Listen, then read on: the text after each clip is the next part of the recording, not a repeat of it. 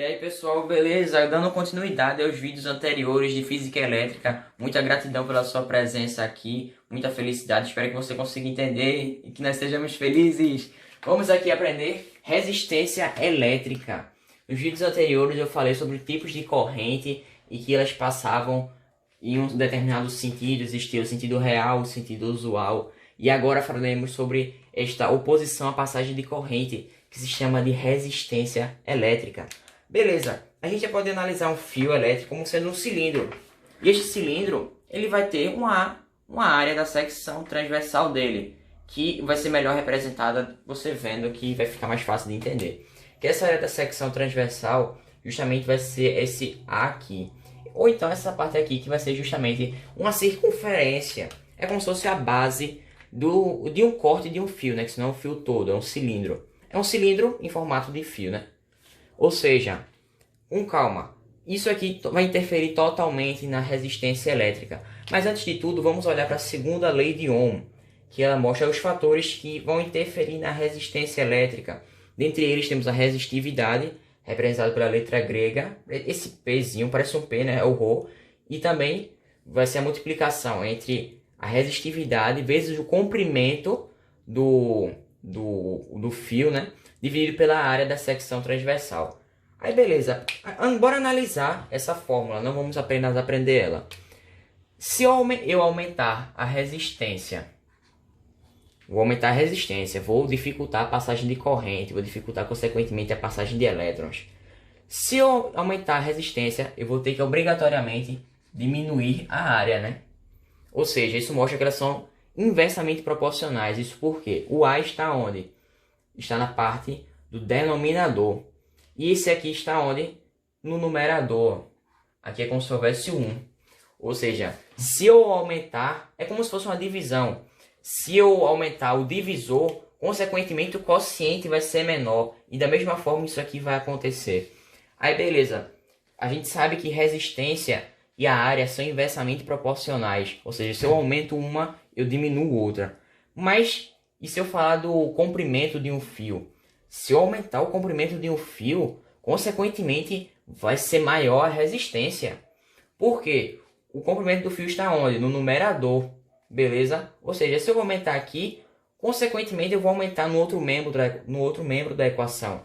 Ou seja, quanto mais fio, quanto mais longo for o fio, maior vai ser a resistência, como eu falei para vocês. Ou seja, existe essa proporção direta entre comprimento e resistência. Outra coisa, resistividade do material. Resistividade é diferente de resistência. Resistividade varia conforme o elemento químico ali presente. Beleza? E vai funcionar da mesma forma que o comprimento. Se eu aumento a resistividade, consequentemente eu aumento a resistência. Pelos mesmos princípios, estão no numerador, beleza? Outra coisa, a gente pode entender e pensar que tudo está em um circuito elétrico. Mas não, nos nossos corpos, em diversos outros locais, existem também resistência. Nosso corpo, por exemplo, tem uma resistência aproximada de 2.500 ohms, que justamente é a unidade do SI que corresponde à resistência elétrica. Aí beleza, vem comigo. Será que isso é uma coisa fixa? De maneira alguma, isso nunca vai ser fixo.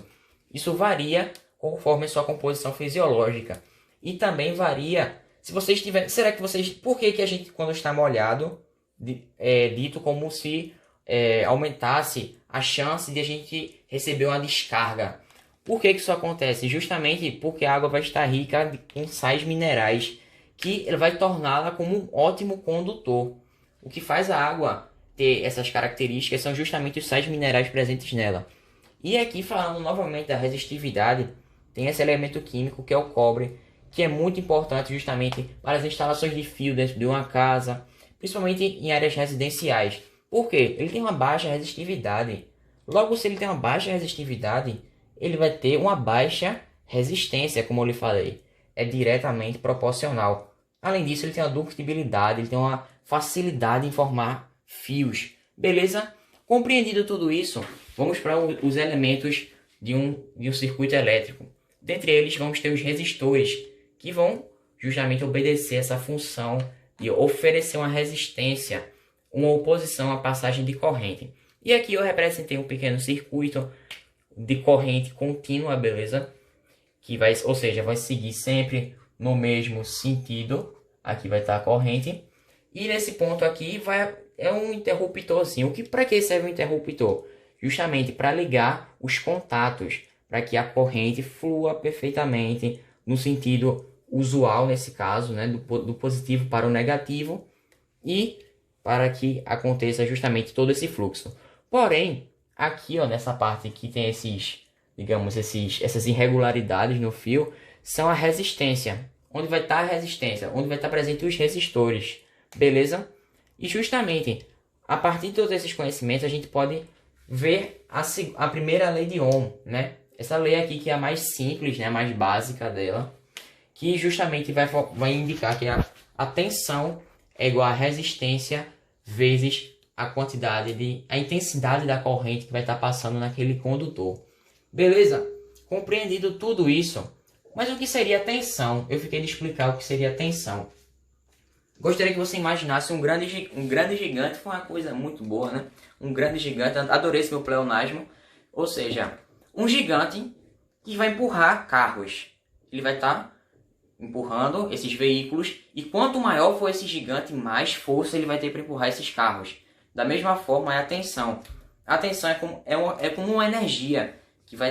Quanto maior essa energia, mais esses elétrons vão ser empurrados, beleza? Vai ter uma maior intensidade nesse empurrão, digamos assim, desses elétrons, para que fique de uma maneira mais simples de se entender. E outra coisa, justamente, se eu aumento a tensão em um mesmo dispositivo, eu vou, consequentemente, aumentar a intensidade de corrente nele. Isso para o mesmo dispositivo, beleza? Vamos lá. Além de tudo isso, a gente pode mostrar que potência elétrica pode ser escrita como tensão multiplicado pela intensidade de corrente. Dando continuidade aqui ao assunto de resistência elétrica, nesse segundo pedaço aqui do vídeo, vamos retomar essas equações aqui da primeira lei de Ohm, que é tensão é igual a resistência vezes a intensidade de corrente, e a gente pode relacionar essa primeira lei de Ohm com a potência elétrica, justamente porque a gente sabe que a tensão é igual a resistência vezes a intensidade de corrente. Então, esse U, olha, esse U que está ali, pode ser substituído por R vezes I. Beleza? Eu só troquei o R vezes I, e agora repetindo a multiplicação novamente da intensidade de corrente, ou seja, eu vou botar outro I. No caso, a gente vai aparecer essa nova equação, que a potência elétrica vai ser igual a resistência vezes o quadrado da intensidade da corrente. Beleza, para que isso fique melhor aplicado, vamos aqui achar qual a intensidade de corrente desse circuito. Nele vai estar presente qual vai ser a tensão dele, 9 volts. A gente já coloca aqui nesse pedaço da equação. 9, que é o U, né? Só demonstrando aqui que vai ser o U, igual a resistência, justamente a gente vai estar nessa parte do resistor, 20 ohms, justamente multiplicado pela intensidade de corrente, que é o que a gente quer achar. Então aqui é um trabalho simples, né? É só jogar esse 20 para cá. Ou seja, 9 sobre 20 é igual a intensidade de corrente.